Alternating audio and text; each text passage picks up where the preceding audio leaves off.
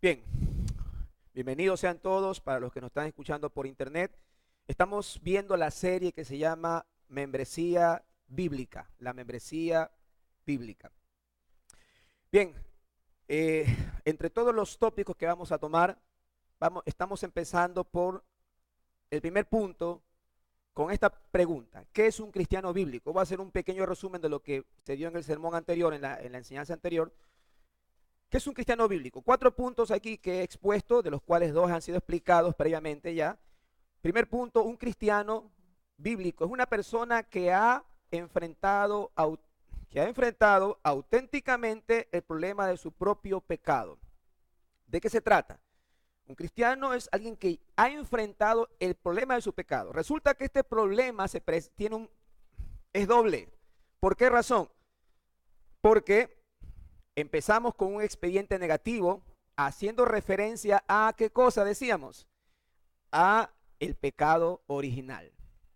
Desde que nacemos, Romanos 5:12, 1 Corintios 15:22, hablan desde que nacemos, nosotros heredamos ya una naturaleza corrupta porque nacemos en Adán. Ese es el expediente negativo. Era un problema doble. El otro problema es que la naturaleza, por decir así, radicalmente dañó la humanidad. De tal manera que la humanidad tiene un corazón perverso entregado al mal. Romanos 3, 10 y 11 hablan de eso. Jeremías 17, 9, un corazón perverso. Marcos 7, 21. Es decir, no solamente venimos con un expediente en contra, sino que a lo largo de nuestra vida todo lo que hacemos está fuera de la voluntad de Dios. Romanos 3, 10, 11, no hay justo ni aun uno. No hay quien entienda, no hay quien busque a Dios. Todos se desviaron, todos son inútiles, no hay quien haga lo bueno, ni siquiera uno. Entonces, ese es el problema doble que un creyente, un cristiano bíblico ha enfrentado. Está consciente de que enfrenta este doble problema.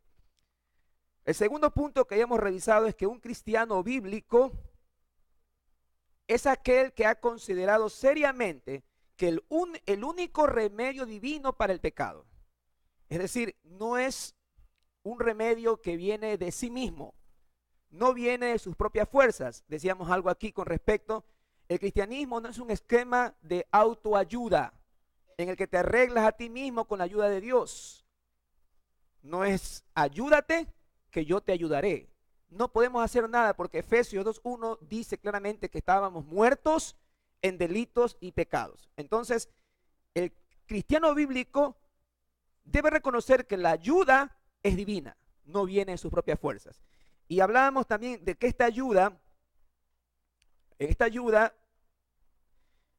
primero, el remedio que Dios da está unido a la persona de Cristo. A la persona de Cristo.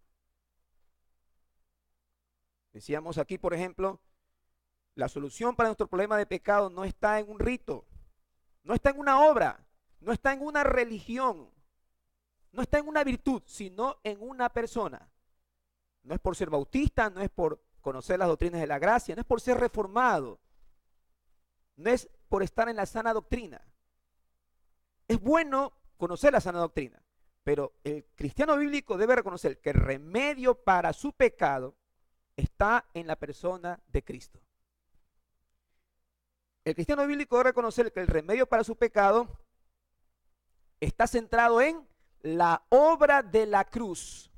El apóstol Pablo, 2 Corintios, capítulo 2 en adelante, llega a los griegos quieren sabiduría y Pablo les dice, mi mensaje no es otra cosa que la cruz. ¿Para qué? Para que su fe esté fundamentada en Dios y no en las obras de los hombres, en la elocuencia de los hombres. Entonces, el remedio de Dios para el pecado está en la obra de la cruz.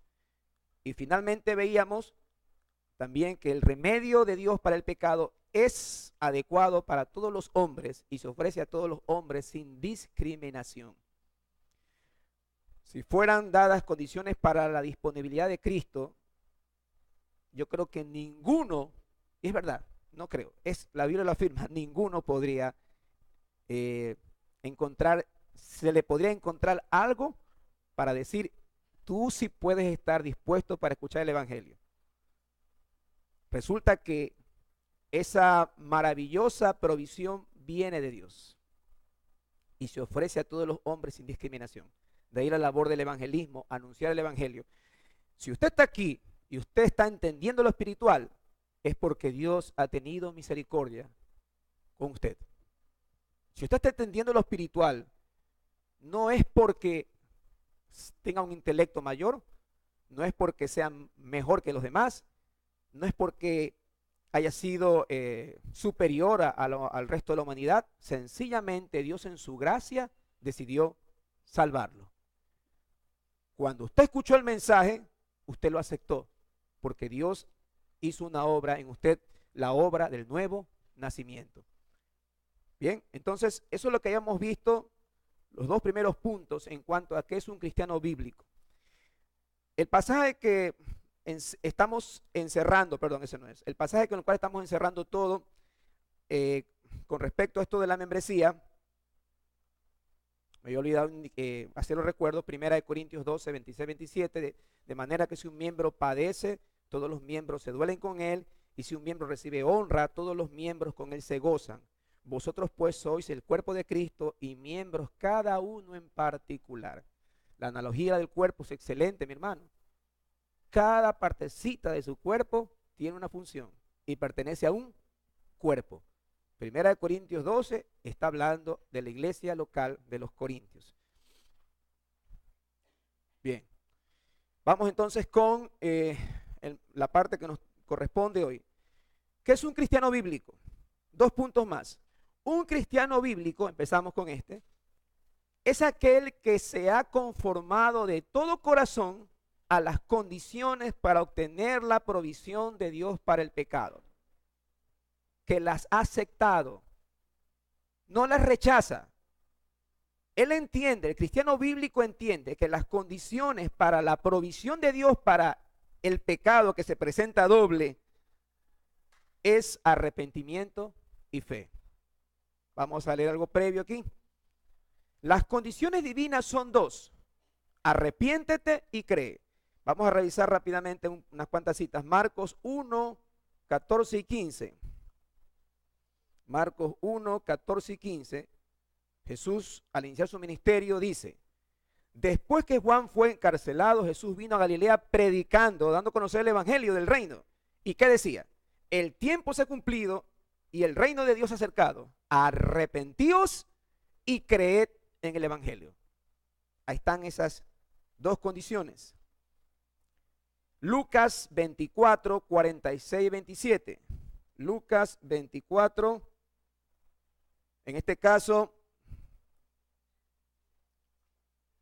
dice la escritura,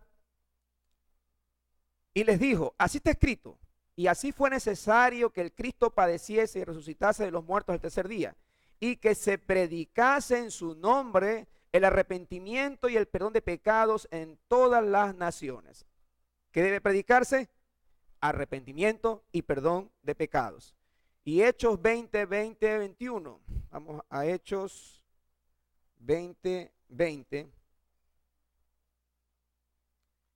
El apóstol Pablo dice así, despidiéndose de los hermanos de la iglesia: y como nada que fuese útil, he rehuido de anunciaros y enseñaros públicamente y por las casas, testificando a judíos y a gentiles acerca del arrepentimiento para con Dios y de la fe en nuestro Señor Jesucristo. El apóstol Pablo despidiéndose de los hermanos de la iglesia, si no me equivoco, de Éfeso, se están despidiendo y él les dice: yo no he rehuido anunciar y mi mensaje ha sido este.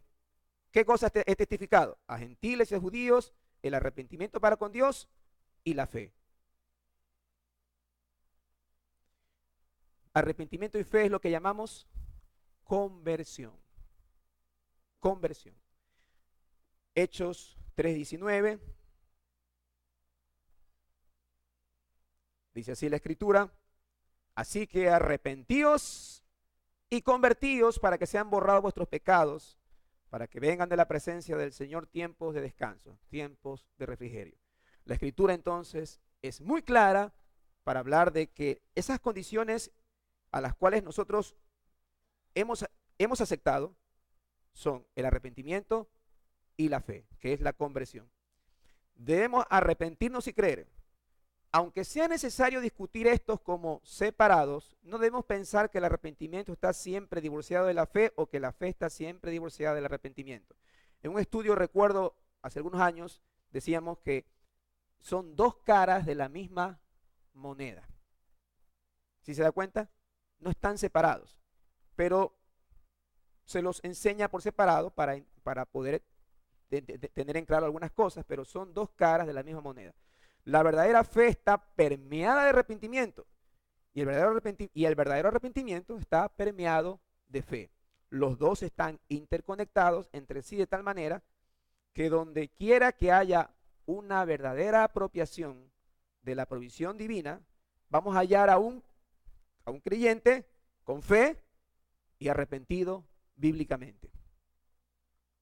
Vamos entonces a hablar de estas dos condiciones. Vamos con la primera. Vamos con el arrepentimiento. Estamos hablando de arrepentimiento y fe, conversión. ¿Cómo lo define? En este caso, tengo aquí el Catecismo Menor de Westminster, dice así con respecto al arrepentimiento. El arrepentimiento para vida es una gracia salvadora por la cual el pecador, teniendo un verdadero sentimiento de sus pecados y conociendo la misericordia de Dios en Cristo, con dolor y odio de sus pecados, se convierten de ellos a Dios, con plena determinación de alcanzar una nueva obediencia. Vamos a explicar esto un poco más. Segunda de Corintios 7:10. Segunda de Corintios 7:10. Dice la palabra de Dios: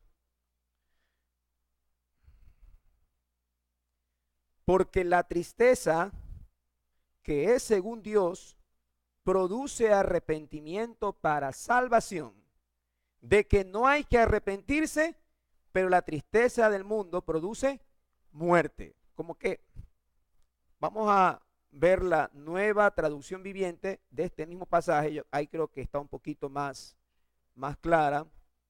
Aquí está. Dice aquí, observen. Pues la clase de tristeza que Dios desea que suframos nos aleja del pecado y trae como resultado salvación. No hay que lamentarse por esta clase de tristeza, pero la tristeza del mundo, al cual le falta arrepentimiento, resulta en muerte espiritual. No sé si está un poquito más claro. Al principio, bueno, es el hecho que se presenta una tristeza, pero el Señor dice que esta tristeza trae como resultado la salvación. No lo entendemos, pero Dios, que conoce nuestros pensamientos y sabe cómo somos, Él nos está dando la salvación. No dice, el apóstol dice, no hay que lamentarse por esta clase de tristeza, pero en cambio la tristeza del mundo, la cual no conoce el arrepentimiento bíblico, resulta en muerte espiritual. ¿Por qué razón? Ya vamos a trabajar en eso. Vamos a trabajar en eso. Y una cita más, Hechos 2:37. Hechos 2:37. Versión nomás Reina Valera. Aquí está. El apóstol Pedro, llevando el mensaje después de la venida del Espíritu Santo, teniendo a más de 3,000 judíos escuchando. Y cuando comenzó a hablar del Cristo y a decirles que ellos habían matado a su Cristo, dice que al oír esto se compungieron de corazón y dijeron a Pedro y a los otros apóstoles: varones hermanos, ¿qué haremos? Pedro les dijo: arrepentíos y bautícese cada uno de vosotros en el nombre de Cristo para perdón de pecados, y recibiréis el don del Espíritu Santo. Es interesante que hay un compungimiento, que lleva a la persona a decir, ¿qué debo de hacer? ¿Qué debo de hacer? Y Dios, que está de alguna manera orquestando todas estas situaciones, Él va a mostrar lo que hay que hacer. Arrepentíos, bautícese, convertíos, creed. Bien. Vamos entonces a... El arrepentimiento bíblico no es solo compungimiento, no es solo llanto, ni sentir dolor por el pecado, ni siquiera implica reconocer el pecado o la falta. Vamos a examinar unas cuantas situaciones aquí. Hebreos 12, 16. Pueden mirar acá, por favor, si se les hace un poquito, para avanzar un poquito rápido. El autor de Hebreos, escribiendo, no sea hablando de Esaú. ¿Se recuerda quién fue Esaú? Aquel que fue engañado por Jacob.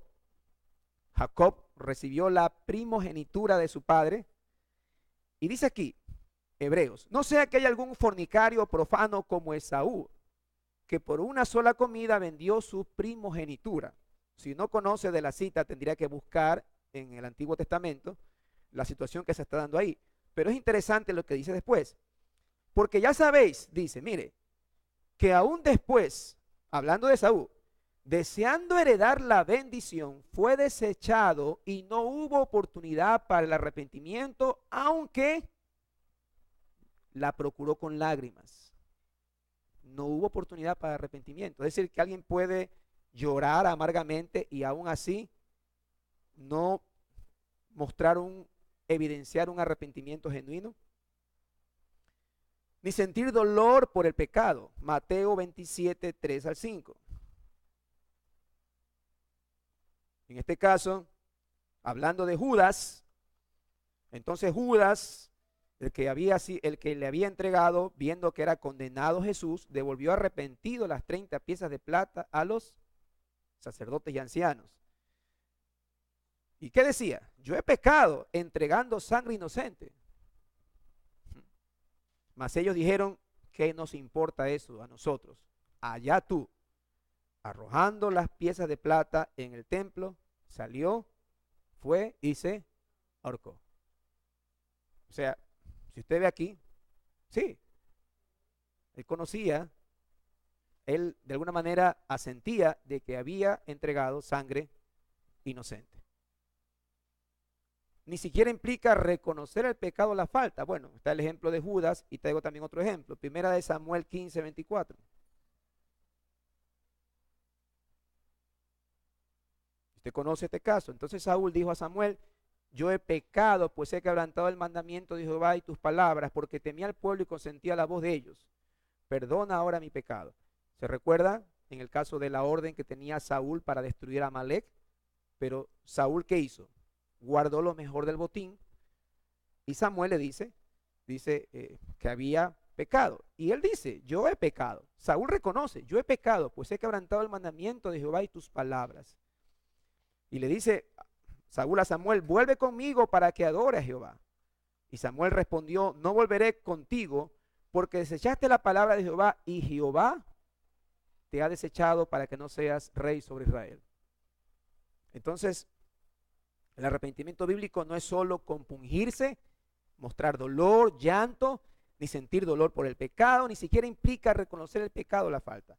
El arrepentimiento bíblico tiene que ver también con la restitución de la falta, el aborrecimiento del pecado y la búsqueda del Dios que hace misericordia para el perdón de pecados. Es decir, no solamente es lo que está arriba, sino que implica que tiene que haber una restitución por la falta, tiene que haber aborrecimiento del pecado y la búsqueda de Dios. Lucas 15, 17 al 20, una parábola que habla de eso. El hijo pródigo, ya habiendo despilfarrado todos los bienes del padre, con prostitutas, con personas contrarias a a los designios de Dios, dice, volviendo en sí, ¿qué dijo? ¿Cuántos jornaleros en casa de mi padre tienen abundancia de pan y yo aquí perezco de hambre? Se recuerda que el hijo pródigo llegó a desear la comida de los cerditos, porque se quedó, es que es verdad, pues mi hermano, o sea, y si usted se recuerda en el tiempo del mundo, o en el mundo, cuando hay dinero, todo el mundo es tu amigo, pero cuando ya se va el dinero, se va la plata, se desaparecen esos amigos. Y esto le pasó a este varón. Él dice, ¿cuántos jornaleros, cuántos trabajadores en casa de mi padre tienen abundancia de pan y yo aquí me muero de hambre? ¿Qué dice el hijo pródigo? Me levantaré, iré a mi padre y diré, he pecado contra el cielo y contra ti. Está reconociendo que está haciendo, ¿qué más está haciendo? Se está levantando. Y que se acerque y le dice, ya no soy digno de ser llamado tu hijo, hazme como uno de tus trabajadores. O sea, después de haber gastado los bienes del padre, viene dispuesto a ser incluso contratado como un jornalero.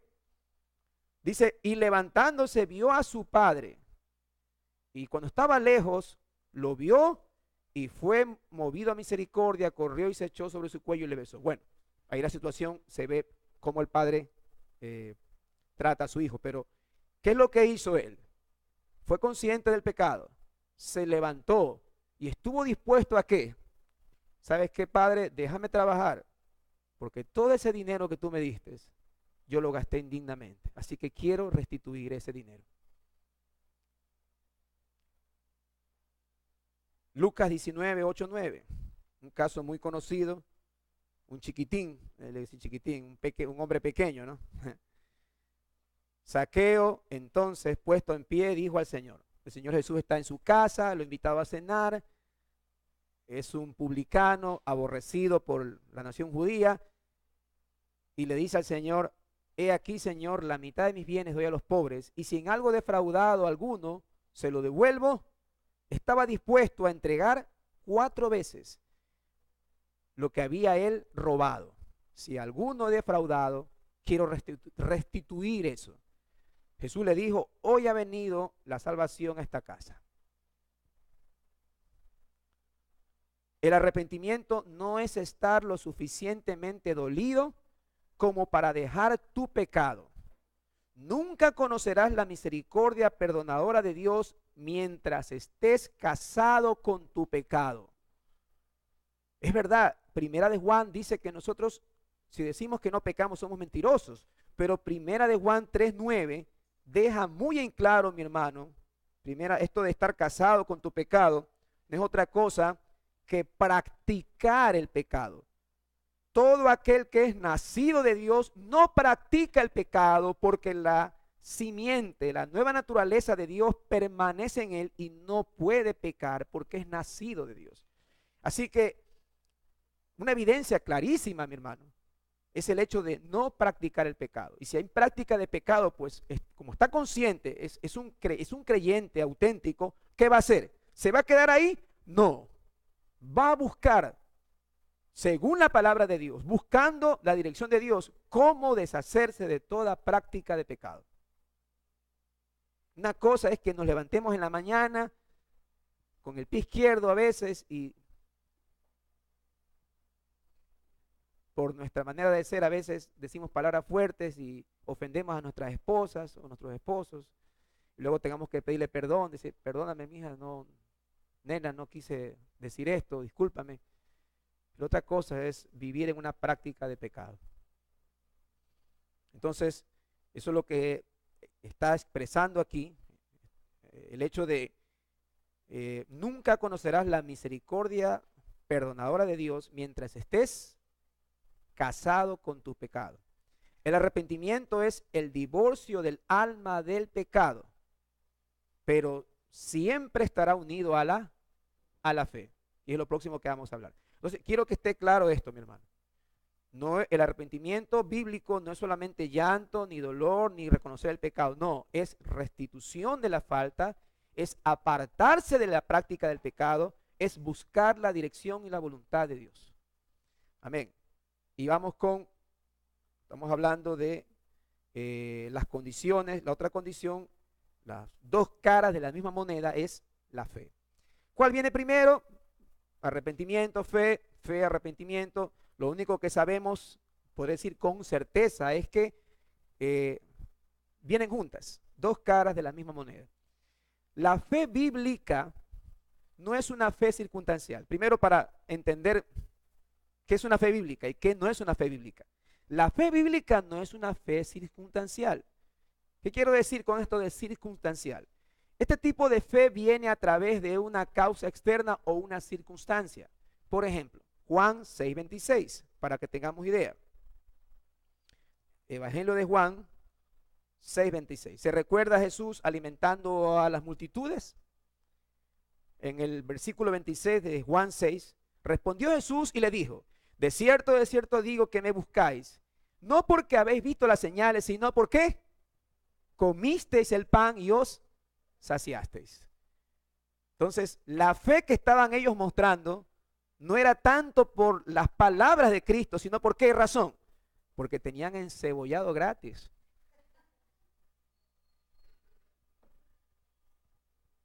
¿Se recuerda cuando no evangelizábamos bíblicamente? Todos estos artificios eran válidos. Te invito a una reunión. Pues sí, no quiero. ¿Sabes qué? El anfitrión, una empanada de este vuelo, o nos invita a comer después a la salida. Hay comida. Ay, ahí cambiaba la cosa. ¿Ah? Entonces, nosotros en vez de buscar una fe bíblica, estábamos alimentando una falsa fe. Este tipo de fe falsa queda expuesta por la Escritura. Juan 6:66, más abajo el Señor, ¿qué les dice? Aquí me falta. Dice: desde entonces, muchos de sus discípulos volvieron atrás y ya no andaban con Jesús. No andaban, ¿por qué razón? Porque el Señor los confrontó. Ustedes me siguen por la comida.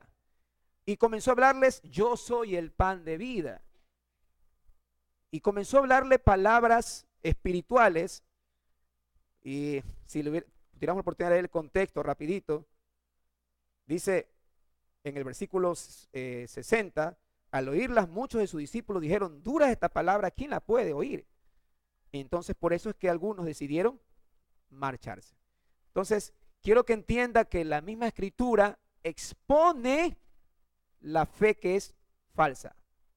Hace la diferencia entre la fe que es auténtica y la fe que no es auténtica. Mateo 13, 20, 23.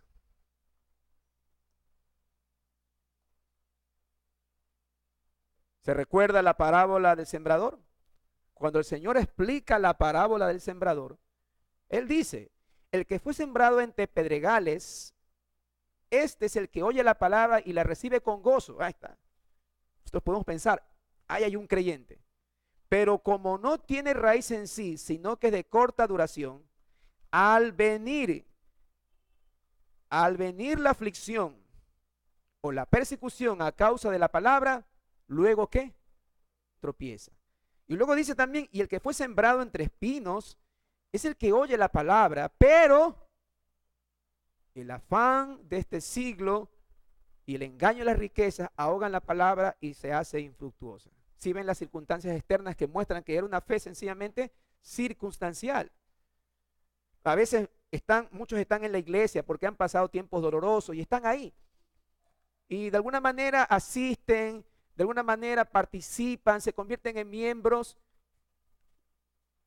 y se acostumbran a una religiosidad o una tradición. Y cualquiera diría: pero bueno, hermano, eso es mejor que nada. Pero en cuanto vienen las pruebas, ahí se ve realmente si la fe es una fe realmente fundamentada en la palabra de Dios. A veces Dios hace estas situaciones para que la gente venga a la iglesia y en el hogar de Dios puede dar la salvación.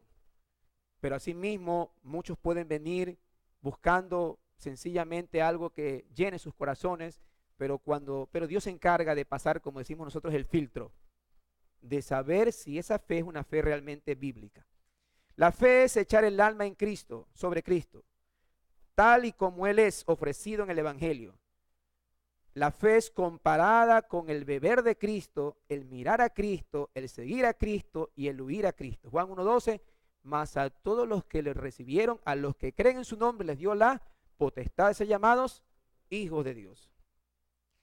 Ahora, la fe salvadora es volitiva, no es solo intelectual y emotiva. ¿Qué quiere decir esto de volitiva? Que involucra la acción, que involucra la voluntad. No solo decir yo creo en lo que dice la Biblia. Perfecto. No solamente decir, sí, yo asiento que Jesús vino al mundo y por eso tengo tiempos de oración y voy a la iglesia y cuando ponen esas canciones bonitas, siento en mi corazón que Dios me está tocando. No es solamente eso. Y cuando es de venir, por ejemplo, discipulado, cuando es de venir a la iglesia o cuando es de hacer ciertas actividades propias de una membresía formal, ya dicen, no, yo responsabilidades como esa, como, ¿sabe qué, pastor? Déjeme nomás sentadito nomás que así yo estoy bien.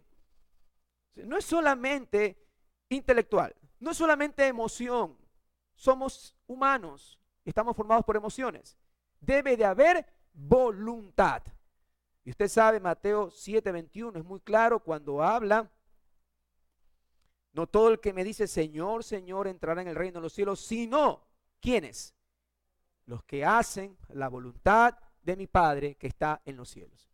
Hacer la voluntad del Padre que está en los cielos involucra mi acción, involucra que yo tengo que hacer lo que la Biblia me dice que tengo que hacer.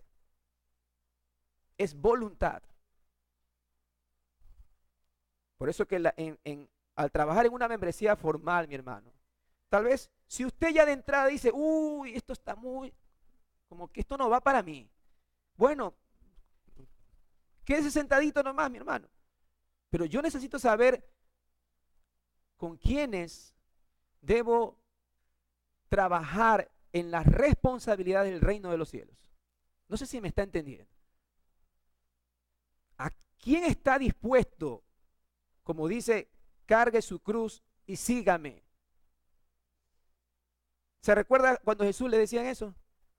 ¿Que quiere ser mi discípulo? ¿Qué tiene que hacer?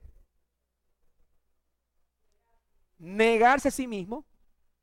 Negarse a sí mismo no es sencillamente, no es decir, yo me niego todos los días haciendo lo que me aguanto, lo que quiere mi carne no lo hago. No, no solamente eso. Negarse a sí mismo es estar dispuesto a hacer la voluntad de Dios. Negarse a sí mismo, tomar su cruz, no es sencillamente negarte a ti, no, es estar dispuesto a padecer por amor al Evangelio y seguir. Va más allá. La fe auténtica proviene de Dios. Efesios 2:8 dice así, porque por gracias sois salvos por medio de la fe, y esto no de vosotros, pues es don de Dios.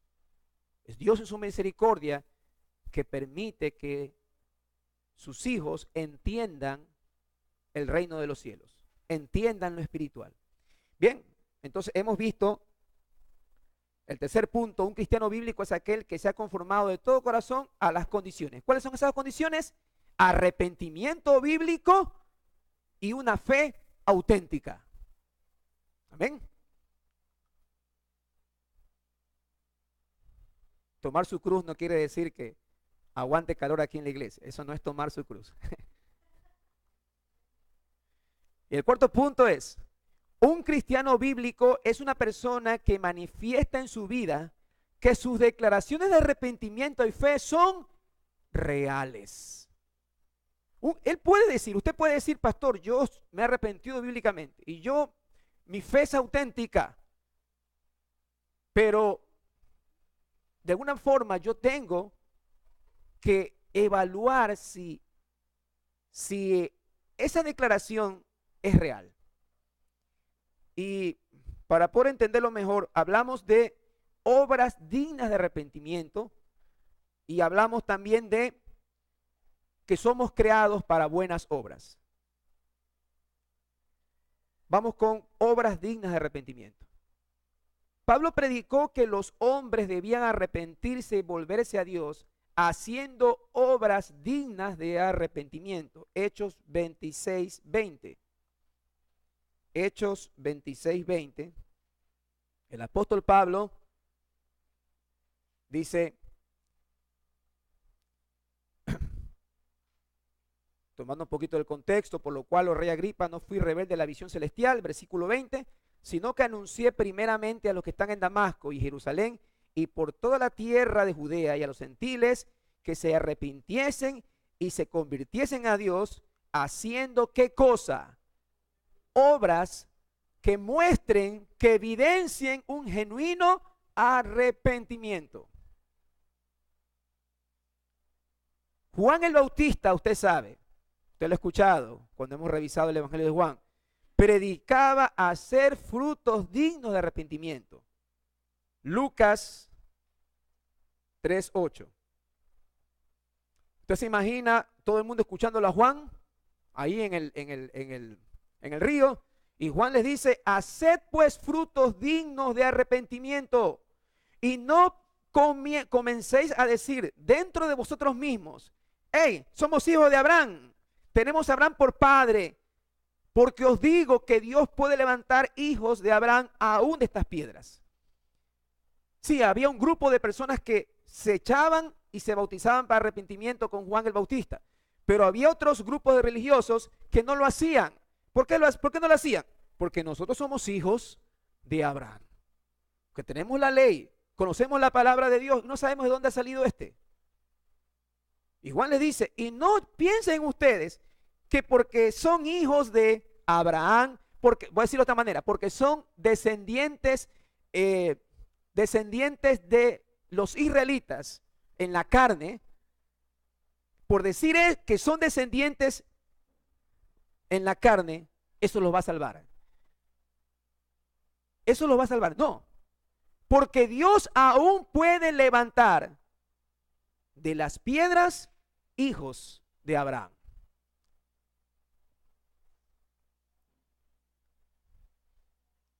Dice: los verdaderos discípulos se reconocen por sus obras. Mateo 7:16. Dice ahí la escritura: por sus frutos los conoceréis.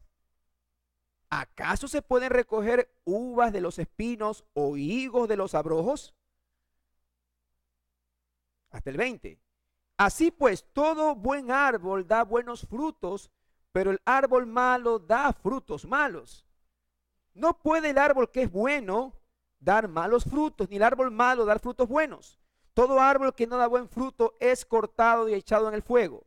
Así que, por los frutos, por sus frutos, los conoceréis. Por sus frutos. Los verdaderos discípulos se conocen por sus obras y también por guardar los mandamientos. Juan 14:21. El que tiene mis mandamientos y los guarda, ese es el que me ama. Y el que me ama será amado por mi Padre, y yo le amaré y me manifestaré a él. Entonces, ¿quiénes son verdaderos discípulos? ¿Quiénes están evidenciando que su declaración de fe y arrepentimiento es auténtica? Aquellos que guardan sus mandamientos. Es así de sencillo y claro como lo presenta Juan. Y en las cartas de Juan, en la primera carta de Juan es más claro todavía. Él dice sencillamente: el que ama a su hermano, ese es de Dios. El que no ama a su hermano no es de Dios. No conoce a Dios no lo conoce a Dios. Ahora, hoy en día el umbral de obras dignas de arrepentimiento es muy difuso.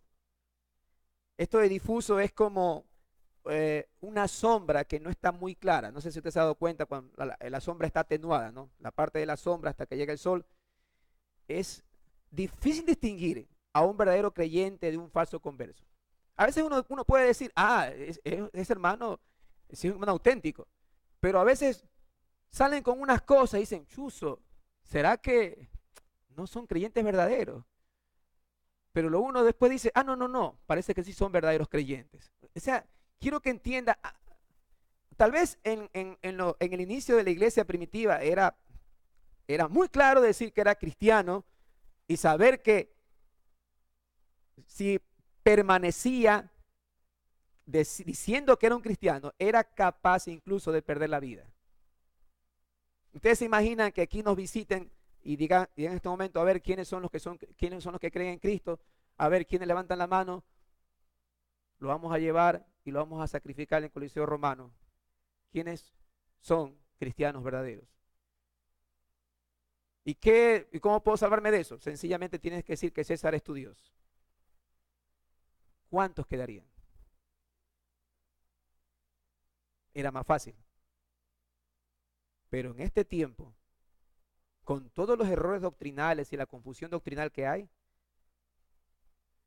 no es fácil, no es algo fácil distinguir a un verdadero creyente de un falso converso.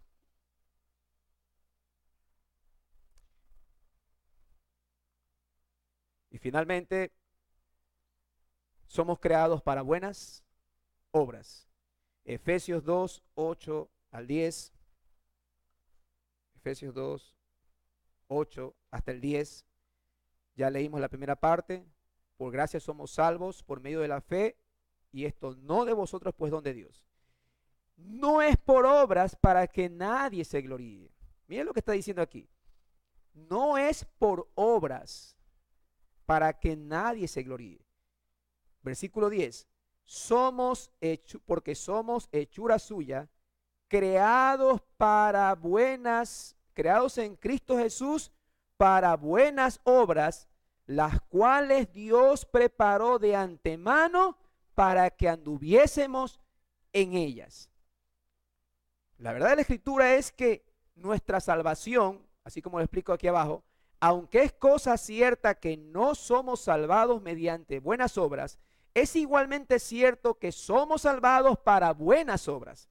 Las buenas obras no son la raíz, sino el fruto.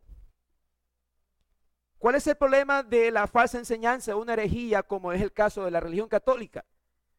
Es que ellos consideran que las buenas obras sí los van a salvar. ¿Cuál es la enseñanza bíblica? Que las buenas obras son el resultado de mi vida convertida para Cristo.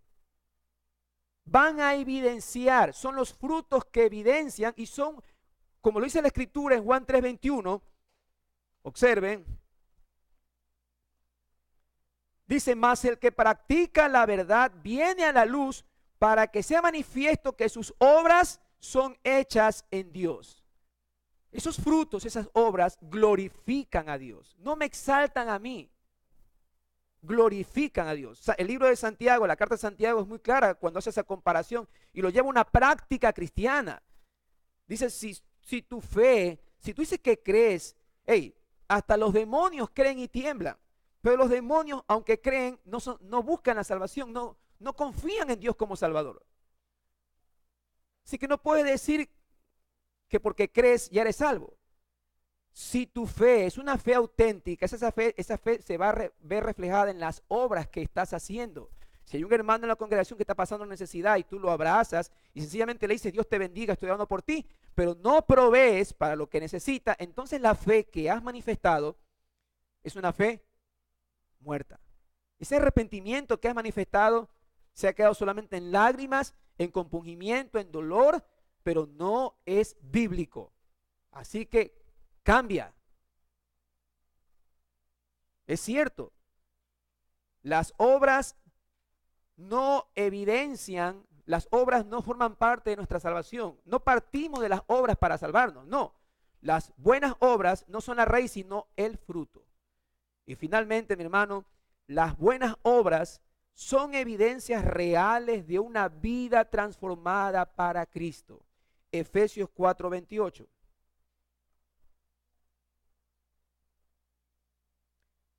Sí, y es algo tan sencillo, mi hermano, ver la práctica sencillamente cristiana que estás llevando. El que hurtaba, no hurte más. Ahí quedó la escritura. El que fornicaba o adulteraba, no adultere más. No, no queda ahí. El que mentía, no mienta más. No. El que hurtaba, no hurte más. ¿Qué más tiene que hacer? Trabaje haciendo con sus manos lo que es bueno para que tenga que compartir con el que padece necesidad. No es solamente un negarse a hacer algo.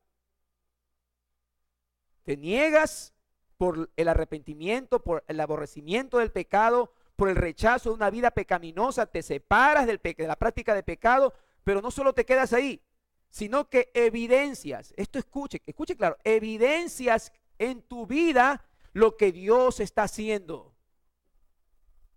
Evidencias en tu vida.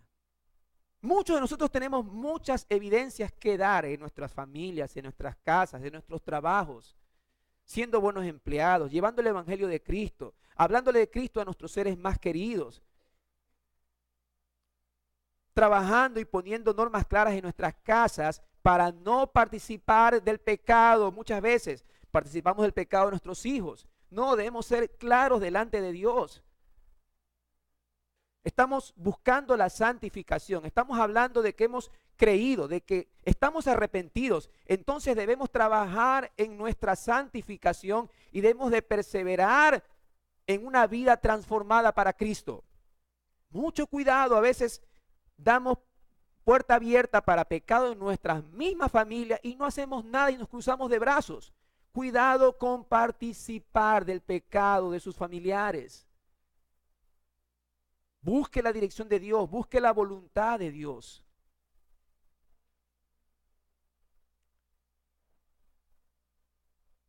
Y 1 Corintios 6, el apóstol Pablo, ¿no sabéis que los injustos no heredarán el reino de Dios? ¡Ey! No se equivoquen. Miren la práctica de pecado aquí claramente. Ni los fornicarios, ni los idólatras, ni los adúlteros, ni los afeminados, ni los que se echan con varones, ni los ladrones, ni los avaros, ni los borrachos, ni los maldicientes, ni los estafadores heredarán el reino de Dios. ¿Y saben qué? Y esto erais algunos,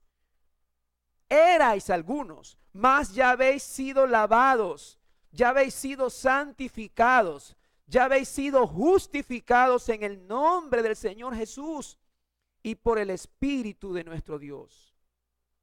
Erais algunos. ¿Usted se imagina a estas alturas todavía lidiar con problemas de práctica de pecado? Mi hermano, si eso está pasando, pues podemos ayudarlo, yo puedo ayudarlo.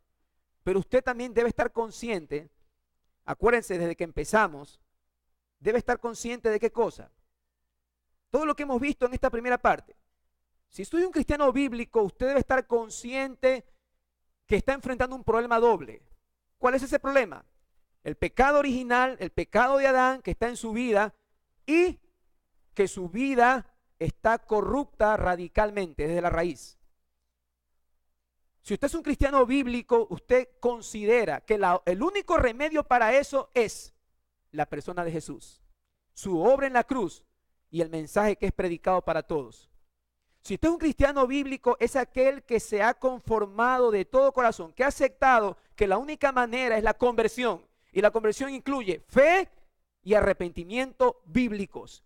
El arrepentimiento no es llanto, no es dolor, no es compungimiento. El arrepentimiento bíblico implica restitución de las faltas cometidas. La fe involucra apegarse a la persona de Jesús y vivir conforme su voluntad. Y finalmente, un cristiano bíblico es una persona que manifiesta en su vida que esas declaraciones de conversión son auténticas. Se evidencian los frutos. Por los frutos os conoceréis, dice el Señor Jesús. Es verdad que en estos tiempos, como explicaba ahí, la línea no es tan clara como en la iglesia del principio. Era fácil saber, te costaba la muerte decir que eras cristiano. Ahora todo el mundo es cristiano. Yo compartía, y con esto cierro, compartía con mis jóvenes en el colegio, les decía para cerrar Juan 3:16. De tal manera amó Dios al mundo que ha dado su Hijo unigénito para que todo aquel que en él cree no se pierda, mas tenga vida eterna. ¿Qué es creer? Creer es obedecer su palabra. Si aquí le preguntáramos a todo el mundo cuántos creen en Jesús, todo el mundo cree en Jesús, pero ¿cuántos obedecen su palabra? ¿Cuántos se acercan a conocer su voluntad? Creer es obedecer.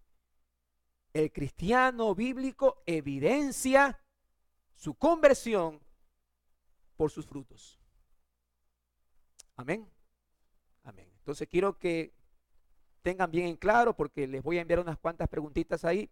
No voy a enviar muchas. La verdad es que cuando nuestro hermano Luis también envíe sus preguntas, no quisiera que se les haga la tarea, sino una tarea que usted pueda responder de una manera no tanto de conocimiento, sino para conocer lo que hay en su corazón. ¿Cómo está recibiendo esto? Amén. Vamos a orar para cerrar.